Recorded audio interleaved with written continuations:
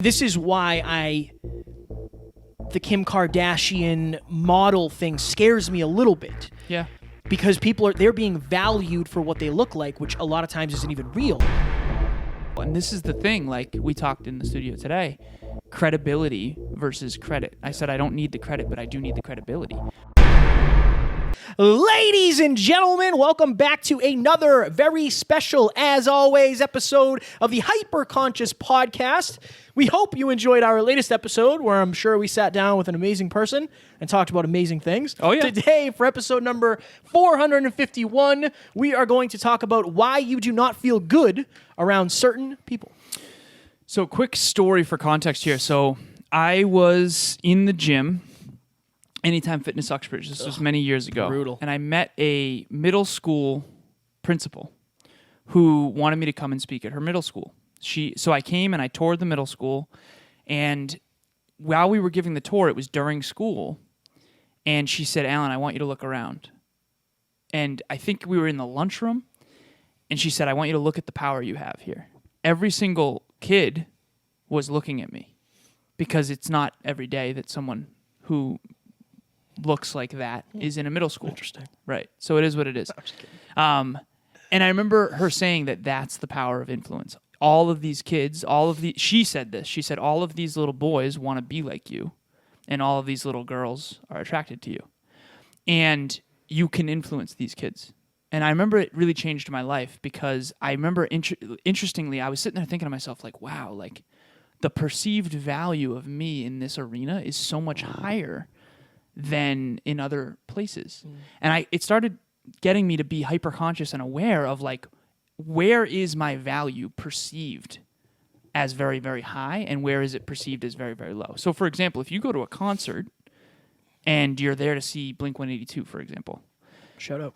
Blink-182 is of extremely, extremely high value, because that's why everyone came to the concert.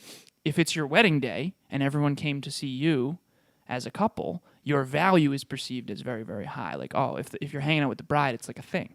So the reason why we wanted to do this episode is that your perceived value versus your real value are always contextual. Yeah. That's it. That's it. That was the frame. I just want to make sure, because sometimes you do long dramatic pauses. Sometimes. I didn't know if that was a long dramatic pause. The great example, and I use this with my clients all the time. People say, like, what's a good way to grow your podcast? Be on other shows. Why? Because when you're on other shows, your level of perception is way higher than it is when you're on your own show, kind of. Right. In this weird way. Because, again, you guys have probably heard us, we have some people that have listened to hundreds of episodes. Right. And if you've never heard of me or Alan, and you hear us on another podcast tell our story, which you guys have heard before, right, then you might be blown away. And my perception is way higher, because this hour is totally dedicated to me and my story. Right. Right? So I think I don't remember, what was the other point that we had about this episode? So the title is Why You Don't Feel Good Around Certain People. I think it's because you feel undervalued, probably because you are being undervalued. So, for example, if you, back in high school, I used to throw a lot of parties, and my house was the house that you could drink at, even though we were underage. Okay? So my perceived value was very, very high, not necessarily because of me, but because my house was the fun house. Okay? So basically the story that I wanted to originally tell was, like, if Tom Brady is having lunch with a basketball coach whose dream is to one day win an NBA championship, that's very different than if Tom Brady's having lunch with a football coach whose dream is to one day win an NFL Super Bowl. Tom Brady's value, his character didn't change, but his value in the marketplace, 10,000x'd.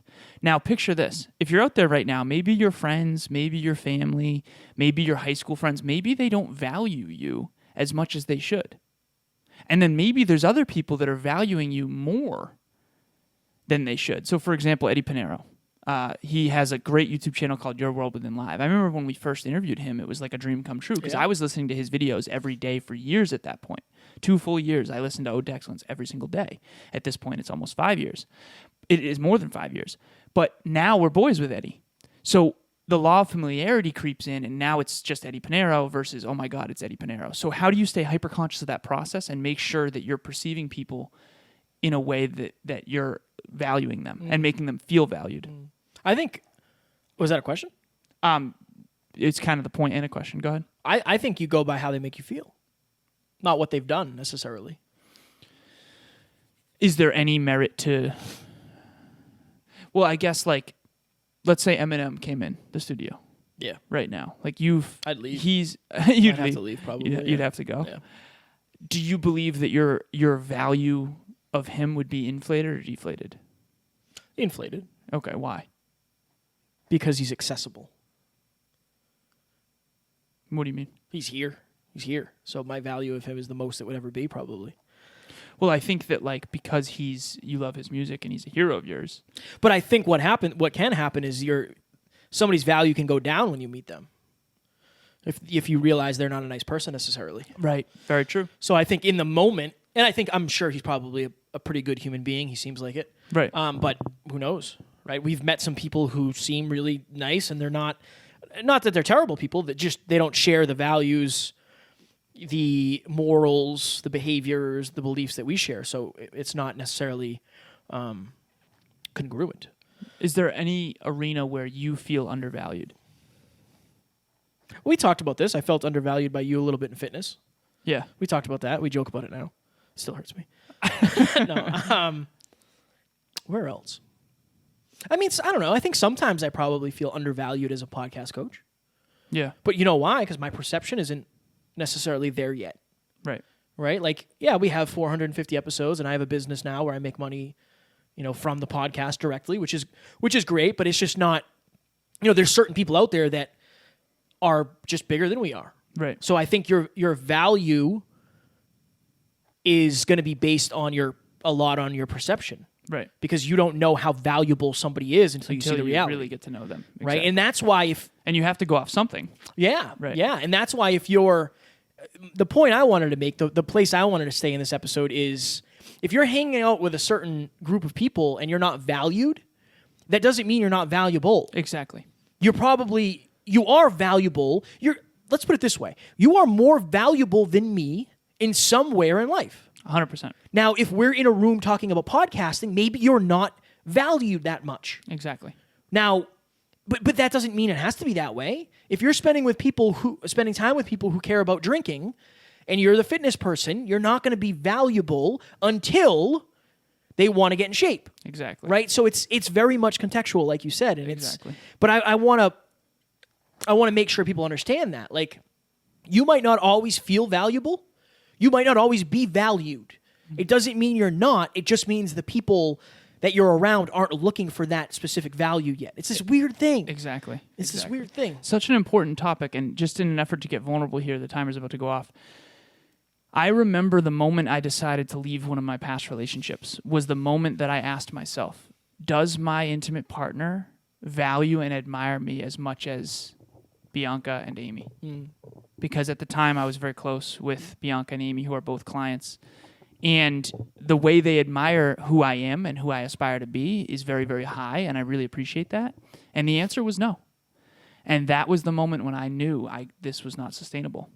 So the reason why I tell that story, though, is that this is a very hard concept for people to grasp, but all value is contextual.